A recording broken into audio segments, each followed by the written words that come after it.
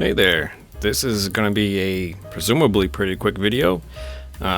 Just wanted to make this to help answer a question for a member on M. Carter Brown. And the question was how to put back a DRV side plate once it has come off. If you've never worked on one of these, this side plate covers up a couple levers and springs that are used for rotating the cylinder on this guy. And if you take it off kind of unsuspecting, you may find it's actually a bit of a pain to put back on. So I will try to show you how I do it. Doing it through a camera and actually capturing it nicely is going to be a bit of a trick, I think. But we'll see what happens. So the first thing I usually do is actually remove the main body from the rail. I think it is easier to reattach it with this thing off of it. So to do that, I'll usually cock the hammer back, get that out of the way, and just remove these two screws while holding everything together. Now this isn't, with the hammer cocked back, there's no spring tension or anything here.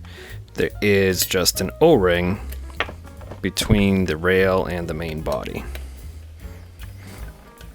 which may fall out or might remain stuck to the rail. Yeah, there we go. So that's the main body of the marker. Put that aside, and then we'll move the rest of this out of the way. There's the O-ring. It's not held in there by anything, it just stuck, probably some oil. Move this. Okay, so I have the camera at a bit of a weird angle because I think it'll make it easier for me to show this. Let's see. So the way this thing actually ends up in the marker is this is your lever in the back. This guy goes here. So when you're pulling the hammer back, this is actually pushing this lever down. This guy will end up in here.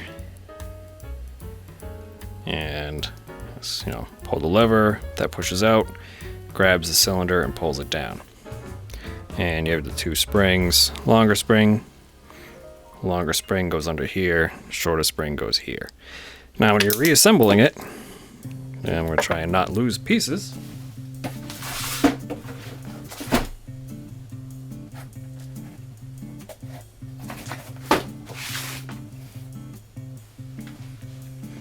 Right, when you're reassembling it, leave that bit out and start with just these two levers here, because these are the bits you actually have to get together prior to putting the two halves together. You can drop that in afterwards.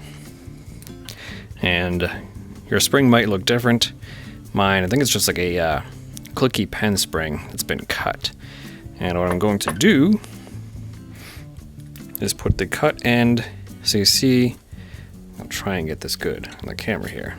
So there's a groove milled into this plate. I'm going to set the spring kind of into that groove so it hooks underneath that lever and is up against this top ridge. Now, I'm almost certainly going to lose this, trying to do it through the screen here. I'm going to hold the lever, this rear lever, I'm going to hold it back so that way the spring stays compressed and straight. Because what we're going to do as we put this back together is actually slide the top on here a bit up and then slide it down so it catches the spring and compresses it. If we have any angle on the spring, you'll end up shooting it out the back or the front. So let's see if I can actually do this and capture it on camera in a meaningful way. So what I mean by sliding is we're actually going to start the cylinder kind of like this. So you're going to be sliding it down so it catches and compresses that spring. So for my own sanity, I need to see it. Starting it, the front. Oh, there we go. Oh, let me grab the spring.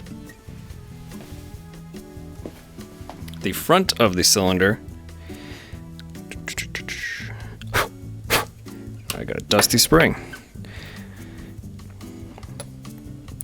Don't worry, if you actually get the hang of this, it's way easier when you're not trying to film it and hold it at weird angles. The front of the two pieces we want to line up, it's only this way that we're sliding. So I'm going to set that on, slide it down, and in place. So now you should feel this is nicely spring-loaded and we're good to go. So before you release that at all, keep it held together. You should have 2 screws, same thread. I think they're 1032s. Longer one goes in this lower hole. It's this. Yep. Longer one in the lower hole, shorter one up here, and I believe this shorter one is actually only keeping the pin that holds the valve from sliding out. So then you have our core bits reassembled. So once you have this guy, you can take this little fella here, and we're just going to slide it in with the pin like this.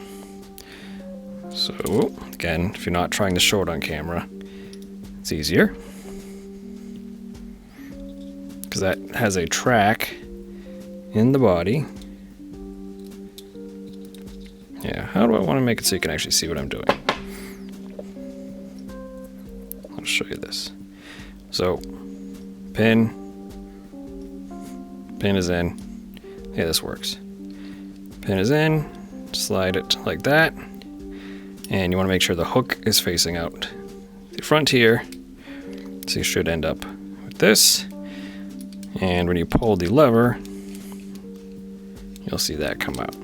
Now you don't want it to tip back like that. It won't be doing that once it's all assembled. You see now it's kind of tipped back and jammed. Make sure it's forward. And in the top, yeah. You want to make sure it's forward and then slides up. So then you have your longer spring here. Slide that into the forward slot. And I think when I got this, it had a little bit of a guide, just like a piece of plastic. I don't remember if that was original or added in. So now you have your whole assembly here. If you hold this spring in place, you'll see there's our cylinder thing. At some point I'll do more video about this marker because it's a lot of fun. This whole mechanism is, well, we'll make a video about it. Anyway, so and once we have that, we're going to put it back together, and I'm going to hope the O-ring sticks again. It does. And on the body, so there's this little side plate here, which I'm going to leave. I'm just going to leave it in. That front spring I was holding is going to go into that square notch.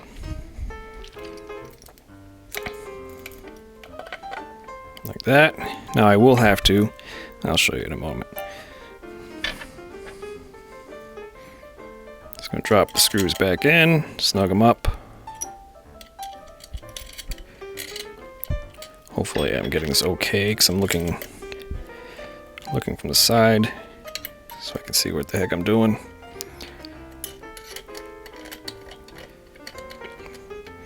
So that's back in, and now I have to take this screw off the hammer. I could have put the hammer up as I was, oh no, there would have been other ways to do it. You could manipulate it around there, but I'll just take this screw out.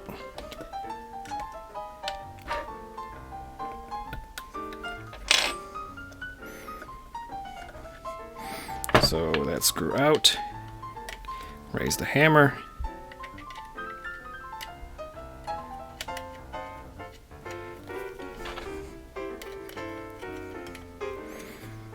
So now it's back together. And we can test the mechanism.